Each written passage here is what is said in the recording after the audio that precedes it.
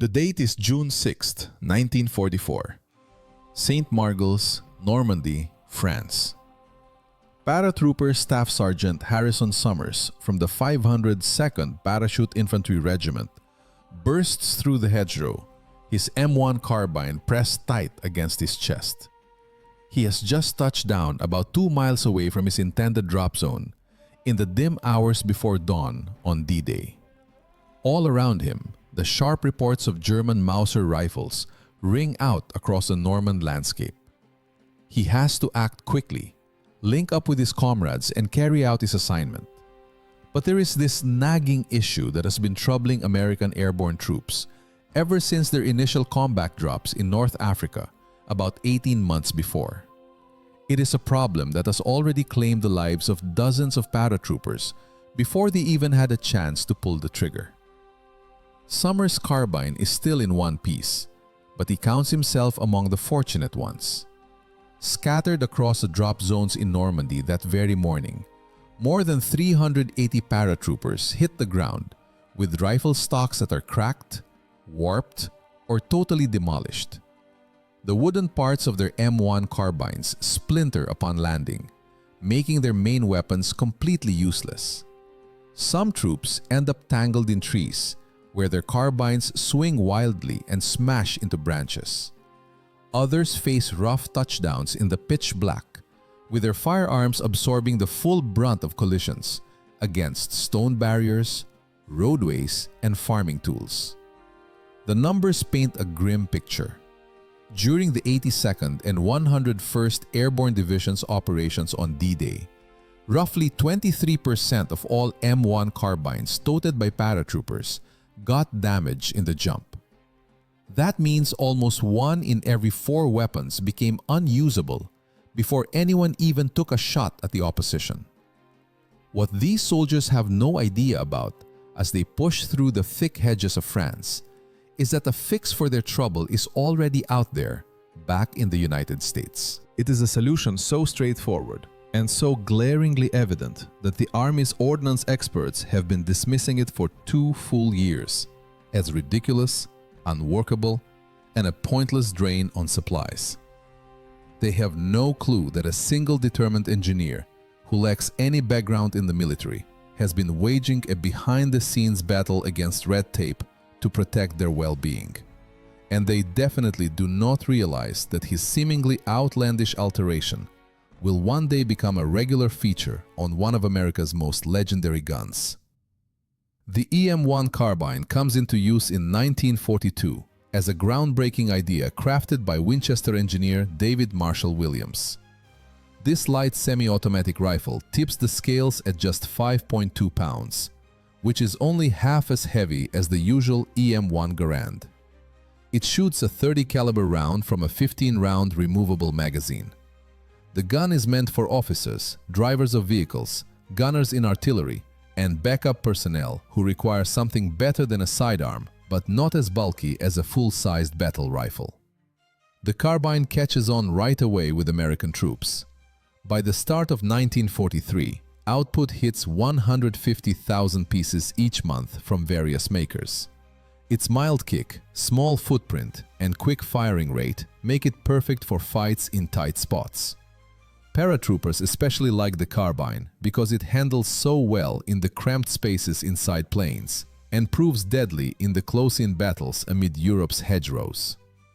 But the EM-1 carbine carries a deadly weakness that shows up during drops from the sky. The rifle's stock and front guard are crafted from American walnut, chosen for its balance of toughness and ready supply. In regular foot soldier duties, the wooden pieces hold up fine, but airborne missions put guns through stresses way beyond typical battlefield wear and tear. When a 190-pound paratrooper leaps from a C-47 going 120 miles per hour and then feels the fierce jolt as his chute opens up, every item strapped to him turns into a possible flying hazard. The EM-1 carbine, usually stowed in a cushioned holder tied to the paratrooper's leg, flails around wildly while coming down. On touchdown, particularly in tough landings with strong gusts or urgent scenarios, the weapon frequently slams into the earth with huge force. The walnut stock, even with its solid build, just cannot handle these constant blows. Following the disastrous Operation Husky in Sicily back in July 1943, where 82nd Airborne paratroopers noted a 31% rate of weapon breakage, the Army tries out a few fixes. They rework the storage case to add extra cushioning. They hand out guidelines for paratroopers to hit the ground in certain poses to shield their guns. They even try sending weapons down separately in supply drops. None of these ideas really pan out. The tweaks to the cases pile on extra heft and size.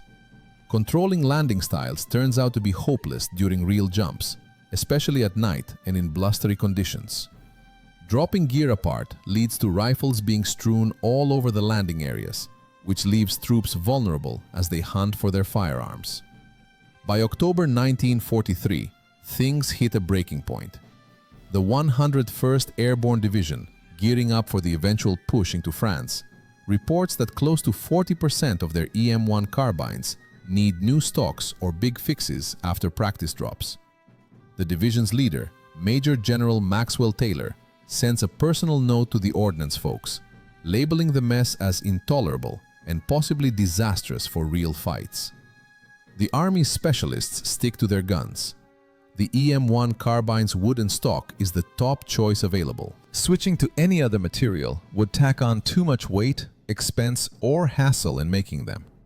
The gun's blueprint is locked in. No changes are on the table. The risks could not be greater. With Operation Overlord, the assault on France set for spring 1944, American airborne groups will lead the biggest seaborne attack ever. Thousands of paratroopers will descend behind enemy lines under cover of night, far from any backup. Their chances of making it depend on their guns working right when they reach the dirt. Frederick Sampson is not someone from the military world. This 34-year-old engineer is employed at the Inland Manufacturing Division of General Motors in Dayton, Ohio, which is one of the main outfits churning out EM-1 carbines for the war. Sampson earned his mechanical engineering degree from Purdue University, but his expertise lies in car parts, not guns. Prior to the conflict, he created casings for transmissions and mounts for engines in Buick cars.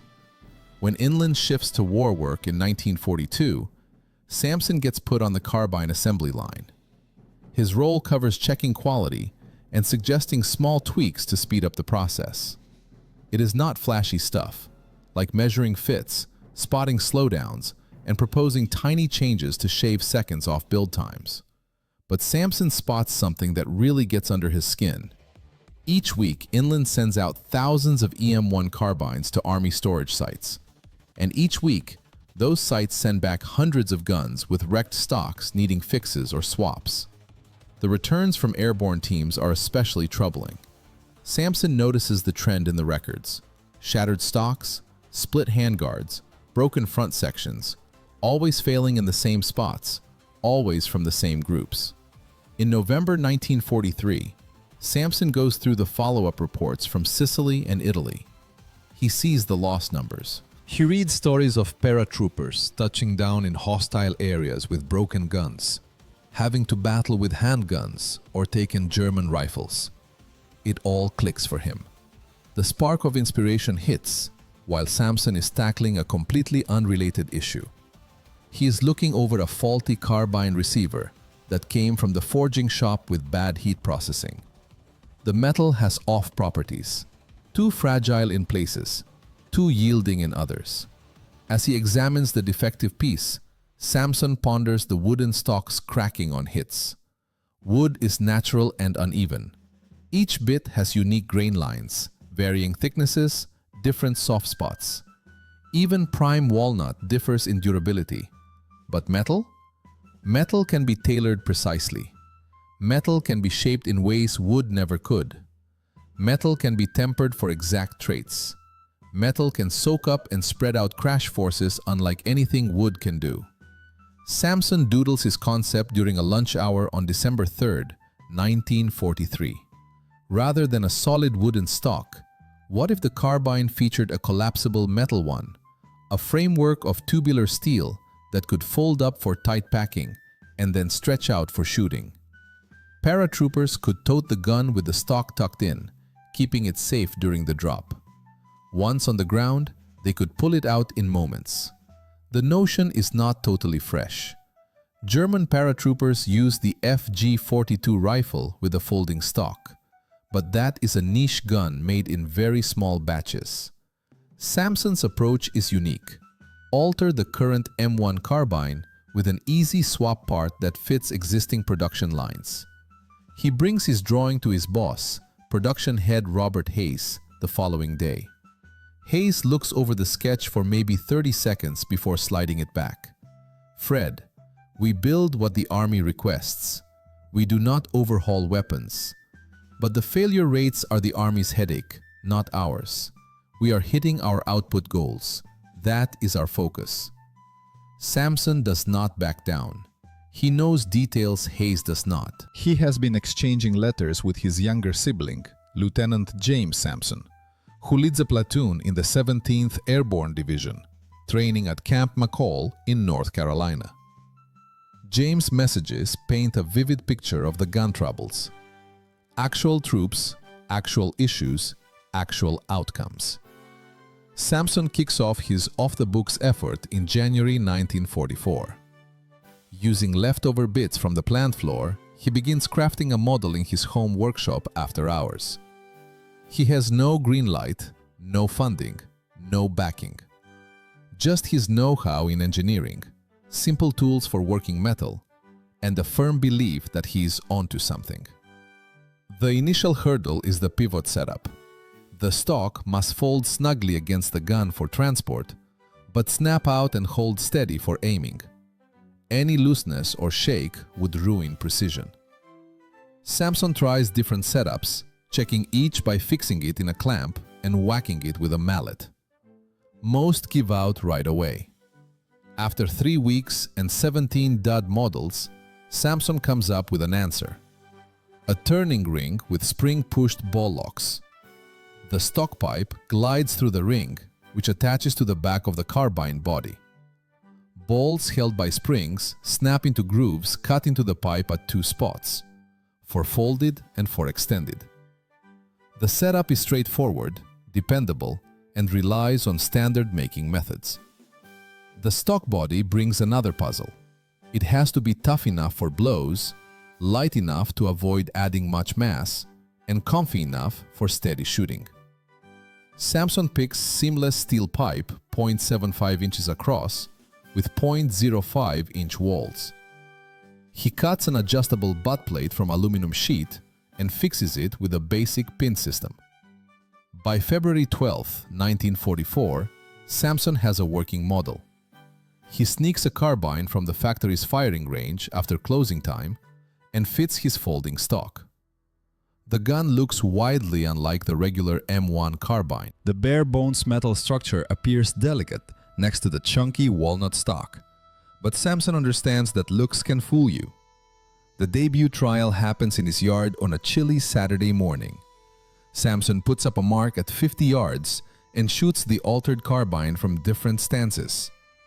The aim is decent, not quite matching the wood version, but good enough for battle distances. The collapse feature operates without hitches. The stock secures tightly in both modes with a nice snap.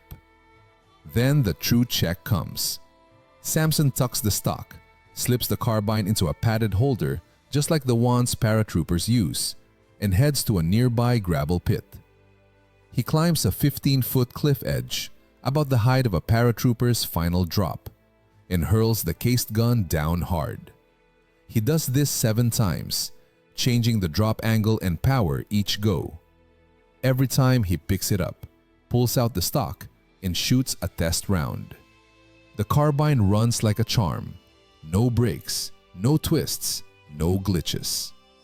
Samson brings his model to the job on Monday, February 14, 1944. He displays it to Hayes, complete with shots from his trials.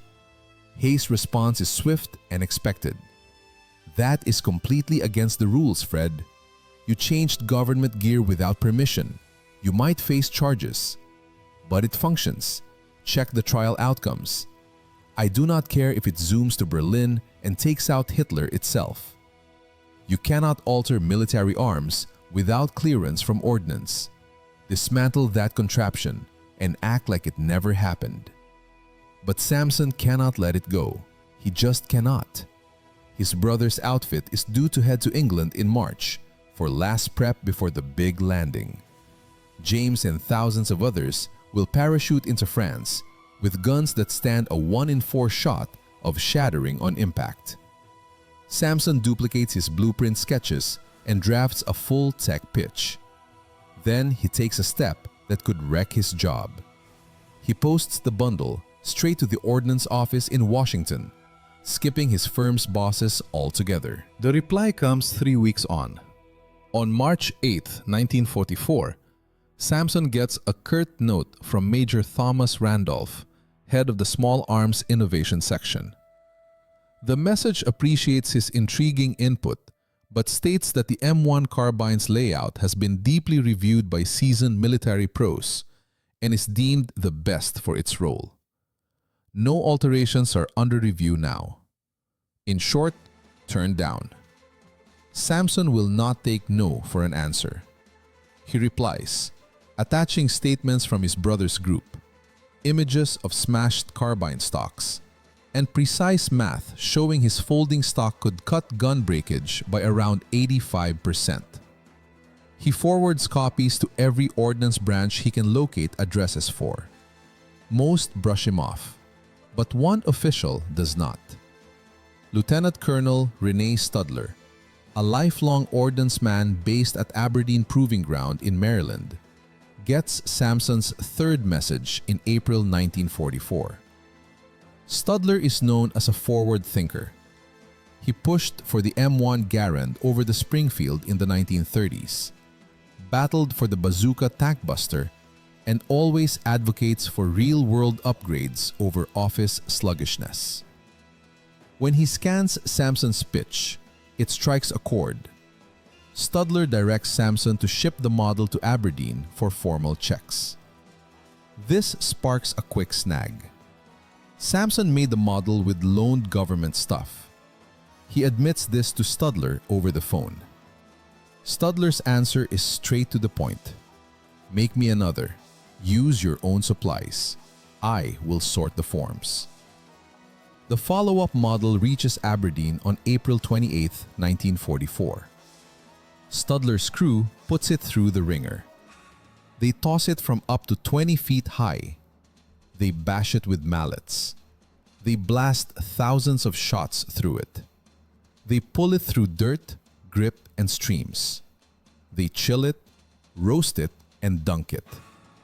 The folding stock holds up without a flaw.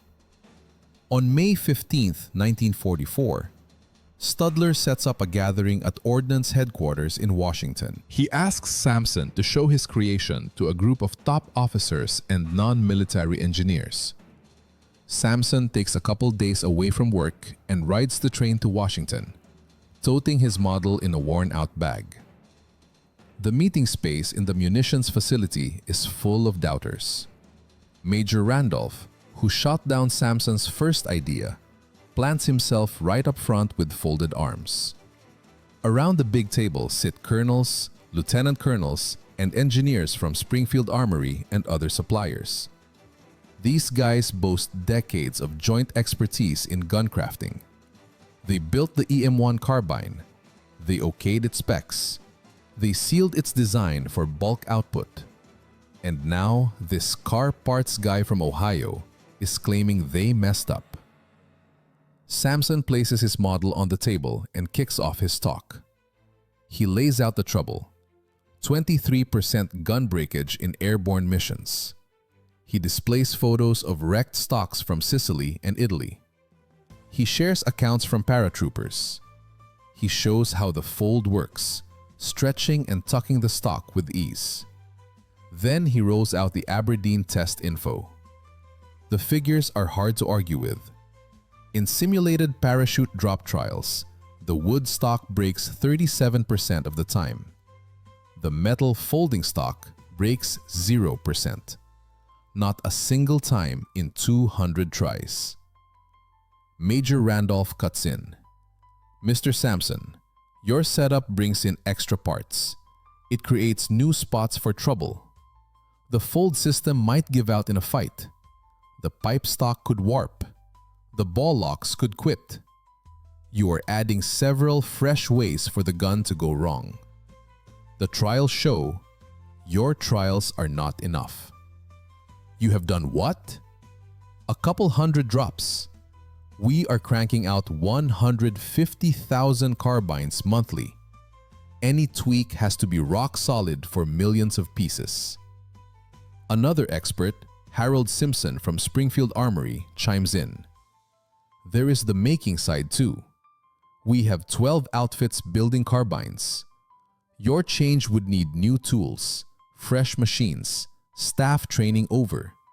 We would drop weeks of output. That is, tens of thousands of guns. We would not get them to troops who need them today. Sampson senses the group shifting against him. These men raise fair points. He is an outsider poking at the system. His creation, though it works, does pile on layers. Switching production would cause headaches. But then Colonel Studler rises. Gentlemen, I have gone over Mr. Sampson's work in depth. I have run tests myself at Aberdeen, and I am about to say something you will not like. He is correct, and we are mistaken. The room blows up. Several officers talk over each other. Randolph turns beet red. Simpson wags his head hard. A voice from the rear yells, "This is absurd!" Studler booms over the noise. Hear me out. We are 3 weeks from D-Day. Thousands of paratroopers will drop into France with guns that have a 1 in 4 risk of failing. That is not okay. That is not bearable. That is not what we can explain to the kin of soldiers who fall because their rifles flopped. We have already tried this with better cases, Randolph counters, which flop. The breakage has not budged. You know it, I know it, all here know it. Studler grabs Sampson's model. This fixes it. Not halfway, not in theory, for real. Yes, it adds layers. Yes, it needs factory shifts. But it succeeds. And in war, when it succeeds, we adopt it. That is our duty.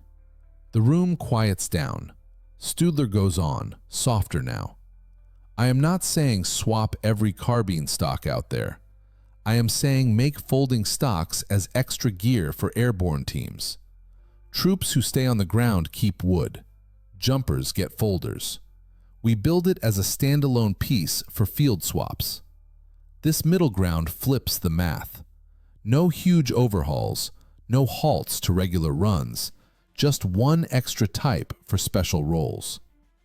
After 2 hours of fierce back and forth, the group votes. It is not all yeses. Randolph and 2 more say no, but most back Studler's plan. The folding stock will go into small runs for airborne trials. But here is the hitch. D-Day is 3 weeks off. The push cannot hold for new kit. The folding stock will not make it in time. If you are liking this tale of how one engineer's dogged push reshaped war history, tap that subscribe. We share yarns like this weekly. Unsung champs who will not take impossible for no. And hit the bell so you catch our next piece on the fixer who stumbled onto the gun that clinched Europe's tank fights. The debut batch of folding stocks starts in June 1944. Inland Manufacturing with Studler's OK switches one line to the new part. The first order is small, 5,000 pieces for field checks. Sampson teams up with the builders, fixing make issues on the fly. The initial folding stocks head to the 17th Airborne Division at Camp McCall on July 12, 1944. Lieutenant James Sampson gets one of the early ones for his squad. His note to his brother from July 18th sits in the Airborne Museum files. Fred, your wild notion really does the job. The fellows dig it. Feels less heavy, handles nicer, and no one's fretting over busted rifles now. You could have spared some folks here, but the true proof is in battle. September 17, 1944. Operation Market Garden, the Netherlands. The 82nd and 101st Airborne Divisions drop into Holland for Field Marshal Montgomery's bold grab at Rhine bridges. It is the biggest airborne push since D-Day, with over 20,000 paratroopers landing in broad daylight against ready German spots. Among them is Private First Class Robert Cole from the 502nd Parachute Infantry Regiment, 101st Airborne. Cole packs an EM-1 carbine with one of Samson's folding stocks. His follow-up report, dated September 25th, gives the first in-depth battle review. Jumped at 1300 hours near Son. Thick anti-air fire, tough landing in tilled dirt. Carbine soaked the full hit. I came down square on it. Pulled out stock right away. Gun worked spot on. Tangled with German foot troops at about 75 yards. Stock stayed rock steady through the shootout. No glitches, no harm after 3 days of fighting. Like reports pour in from other groups, the folding stock does just what it should. Even better, gun breakage plummets. In Operation Market Garden, just 4% of carbines with folding stocks take any hit in the drop, versus 28% of regular wood-stocked ones in units without the upgrade yet. The ordnance team pays attention. In October 1944, they bumped the order to 50,000. By November, several makers are turning out folding stocks.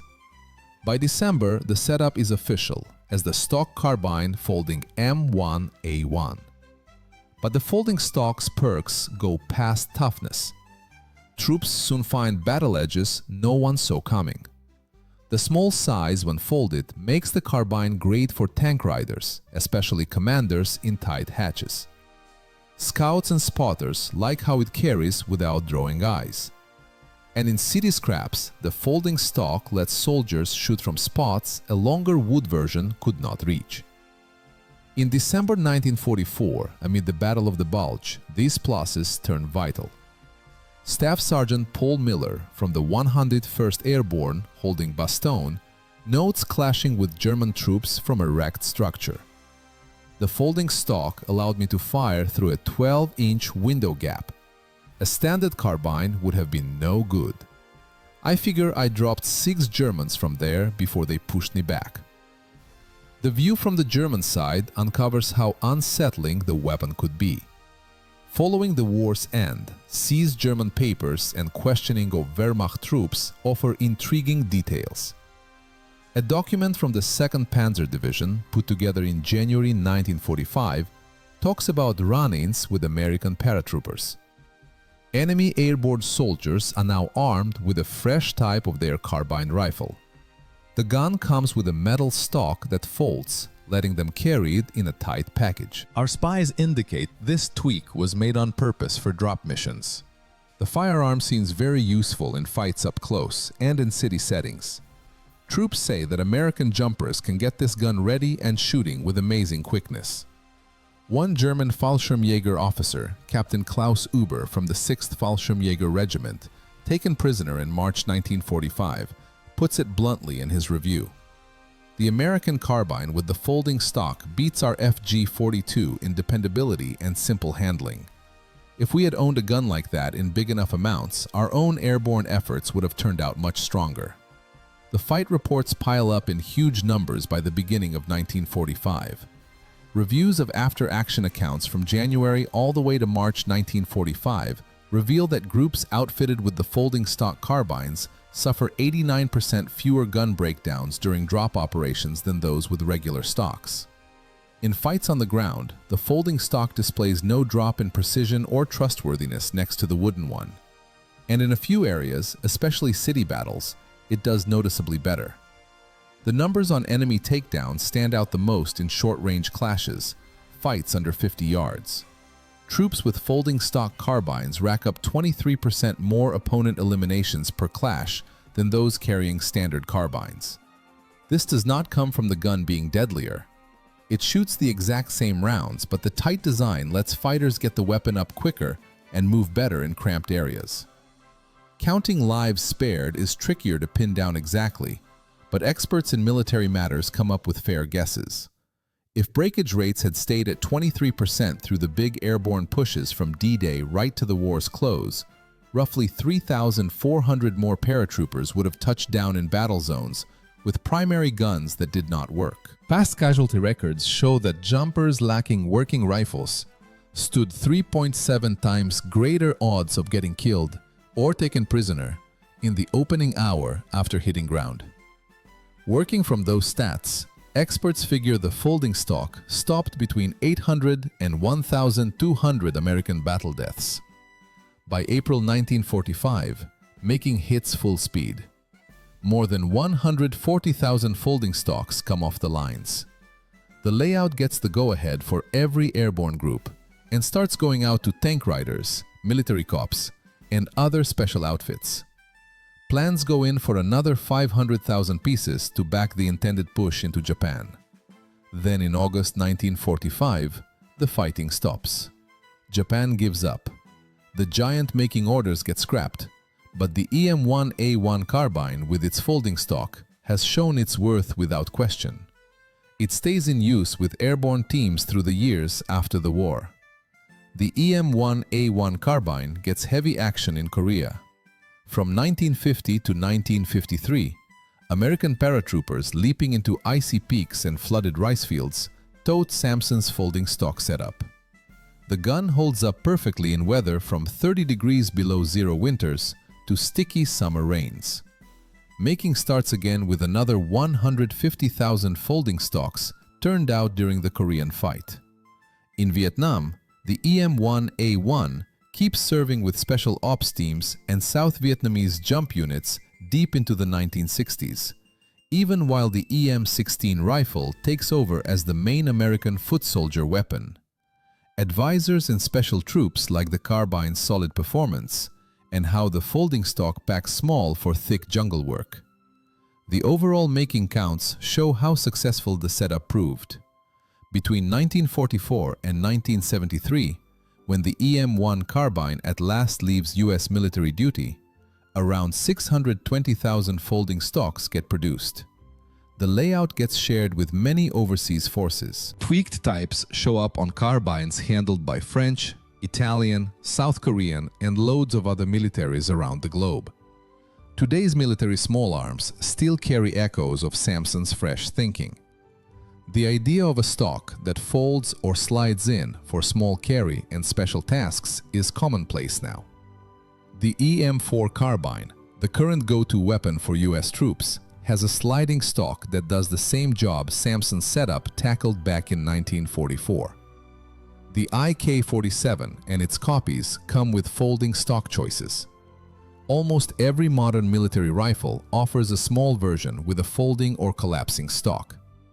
Frederick Samson never chased recognition for what he created. Once the war wrapped up, he went back to car engineering at General Motors. He owned a number of patents for transmission parts and motor layouts, but he hardly ever brought up his wartime efforts on the carbine stock. When the Ordnance Office floated a civilian award to him in 1946, he turned it down, insisting the praise went to the fighters who handled the gun, not the designer who drew it up. Colonel Studler, the man who backed Samson's idea against office pushback, stepped away from the Army in 1954 as a brigadier general.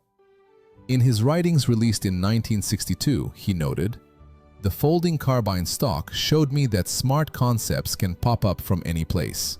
The group of experts is frequently mistaken, and now and then the key role for a commander is to hear out somebody without fancy titles besides plain sense and drive." In 1967, at a gathering of the 101st Airborne Division veterans, a bunch of old soldiers handed Samson a plaque. The words on it said, "To Fred Samson, who handed us a gun we could count on. Thanks to you, we made it back home." Samson, 57 years old at the time, is said to have cried reading it. He passed away in 1983 at 73 years of age. mostly unknown beyond circles of military collectors. His notice in the Dayton Daily News talked about his 40-year run at General Motors, but never mentioned the folding carbine stock that spared hundreds of lives and shaped military small arms layouts for years to come. The takeaways from Sampson's tale reach past just military tales. Fresh ideas often spring from surprise places. The car engineer without any army background spotted an issue that longtime gun designers overlooked. He showed the guts to question the agreed expert view and the stubbornness to push through office slowdowns. His win relied on locating the perfect backer.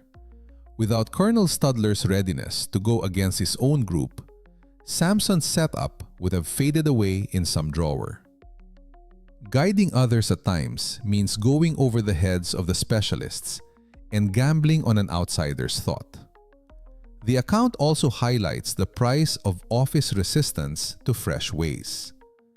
If Sampson's setup had gone in back in 1943 when he first floated it, hundreds more lives could have stayed safe during the D-Day push. Groups that turn down new thinking because it shakes up set ways end up paying, at times in lost lives. These days, real M1A1 carbines with folding stocks rank as treasured pieces for collectors. They go for 3 to 4 times the cost of regular M1 carbines. Military displays feature them as signs of American cleverness in World War II. Civilian outfits still make the layout for collector and shooting fun markets. But the gun's true lasting mark is not in displays or private hands. It lies in the core idea that Sampson proved. When things fall short, when lives hang in the balance, when the specialists claim it cannot be done, at times, the best fix comes from somebody ready to brush off the groupthink and just make the improved version. In the thick hedges of Normandy, the frozen hills of Korea, and the dense jungles of Vietnam, American fighters toted a gun that held up because one engineer would not accept that shattered rifles were simply how airborne drops went. That firm stand against settling for the unacceptable, that is the true tale of the folding carbine stock. And that is a takeaway worth holding on to. No matter if you are crafting guns, growing companies, or simply tackling an issue everyone else has quit on. At times, the biggest step you can take is to tune out the specialists and go build the thing yourself. The German viewpoint brings to light the unsettling effect this firearm had on them. Once the war concluded, seized enemy records and interviews with soldiers from the Wehrmacht shed light on some eye-opening points. One report put out by the 2nd Panzer Division in January 1945 describes clashes with American airborne troops. Paratroopers from the enemy side are currently armed with an updated version of their standard carbine. This particular rifle features a stock made of metal that collapses, making it easy to carry in a smaller form. Information from our sources points to this change being created on purpose to support jumps from aircraft. The rifle proves quite useful when fighting at short distances or inside towns. Men on the ground note that American jumpers can ready and shoot this rifle remarkably fast. A captain in the German paratrooper forces, Klaus Huber, from the 6th Fallschirmjäger Regiment, who was captured in March 1945, gave a straightforward opinion. The folding stock version of the American carbine outperforms our own FG-42 when it comes to staying reliable and being simple to operate. Had we been supplied with a firearm like that in large quantities, our jumps into battle would have gone much better overall. Combat accounts build up in overwhelming volume by early 1945. Examinations of reports written after actions covering January through March 1945 indicate that outfits using carbines with a folding stock face 89% less trouble with weapon failures in drop missions compared to those sticking with the usual stocks. When battling on foot, the folding stock shows no loss in how well it aims or how dependable it stays beside the wood type. In certain situations, like fights in built-up areas, it actually comes out ahead in clear ways. Stats on taking out enemies shine brightest in engagements at close range, under 50 yards. Fighters armed with the folding stock carbines rack up 23% higher enemy losses in each encounter than troops with the regular models. This edge does not stem from the round being more powerful. It uses the identical ammunition, but from the smaller layout allowing soldiers to snap the gun into place sooner and shift around better in tight spots. Putting an exact number on lives preserved is not straightforward, though analysts in the field offer solid approximations.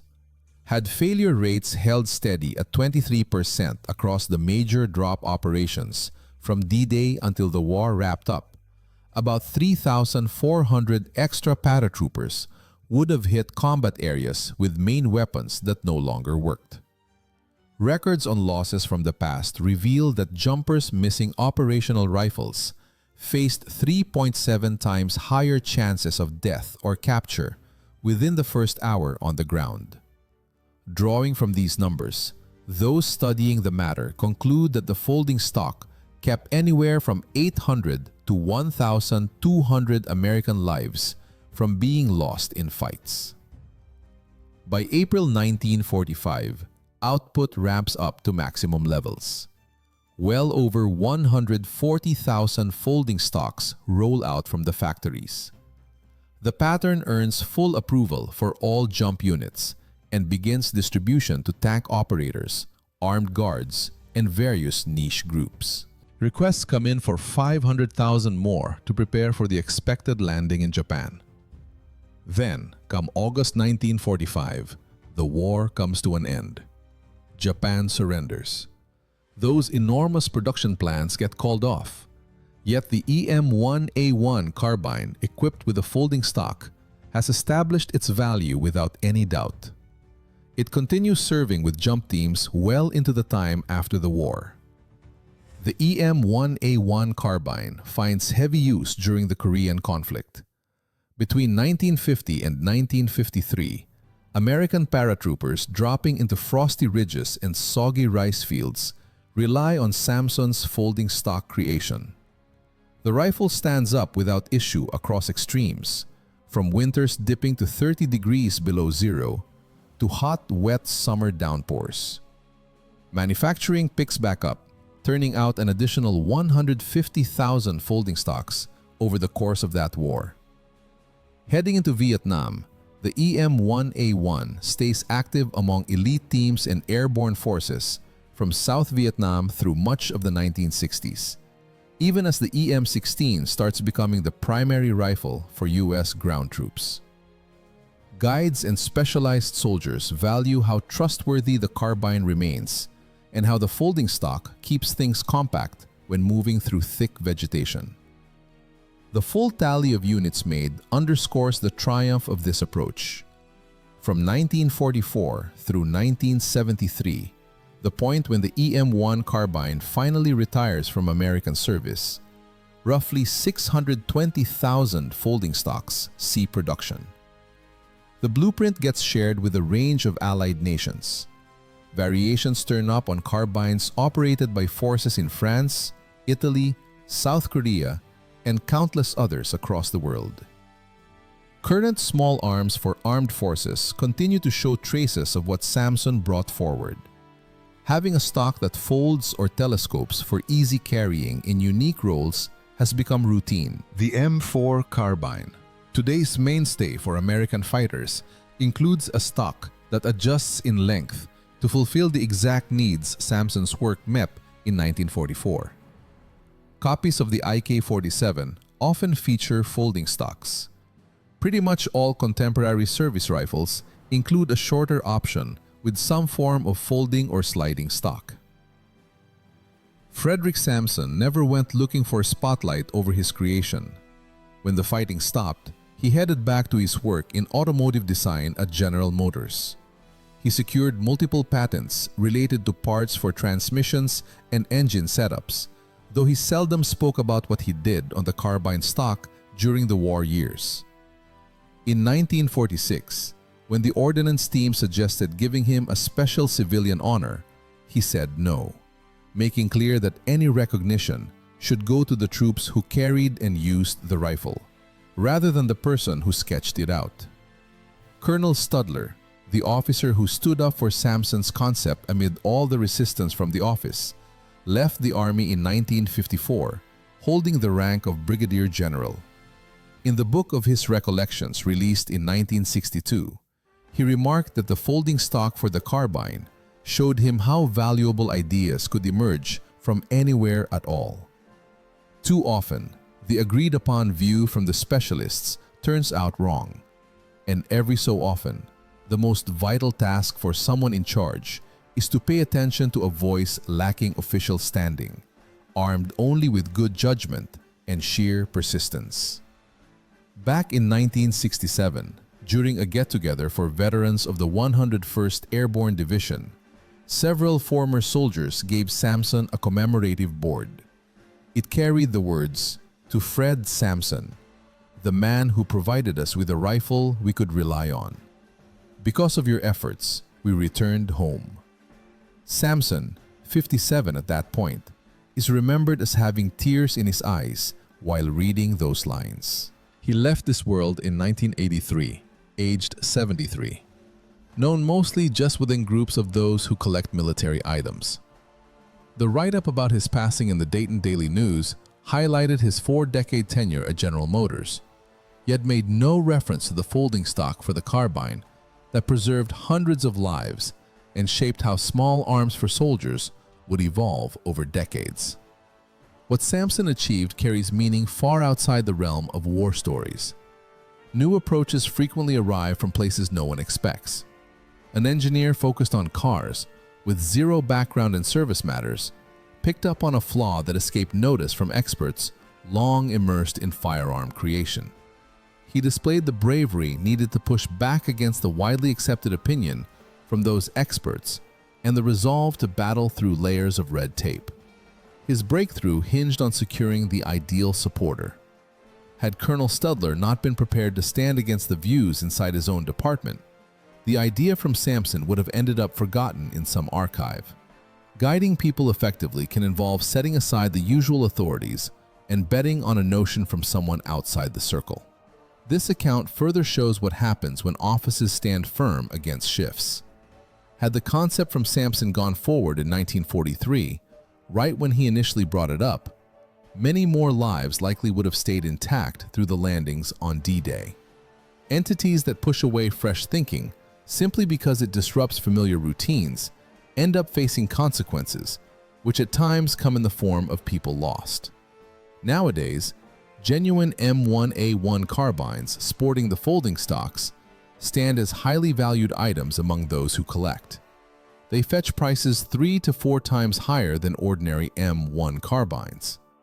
Exhibits in places dedicated to military past showcase them as proof of clever American thinking amid World War II. Companies in the private sector keep producing the pattern for those interested in historical pieces or recreational shooting. Yet, the true, enduring impact of this rifle does not rest in exhibit cases or personal holdings. It resides in the basic truth that Sampson demonstrated. Whenever systems fail, whenever lives depend on it, whenever those considered knowledgeable declare it impossible, the proper fix can emerge from an individual ready to disregard the common agreement and simply construct a superior alternative. Amid the dense hedgerows in Normandy, atop the icy slopes in Korea, and deep in the tangled growth of Vietnam, soldiers from America depended on the rifle that performed reliably because a single engineer stood firm against viewing damaged stocks as an unavoidable part of drops from planes. That unwavering stance against settling for what should not be accepted, That forms the genuine account behind the folding stock carbine. And that offers a principle valuable to keep in mind. Regardless of whether one works on firearms, expands enterprises, or merely grapples with the challenge others have abandoned, every now and then, the greatest move possible is to pay no heed to those deemed experts and proceed to construct the improved version regardless.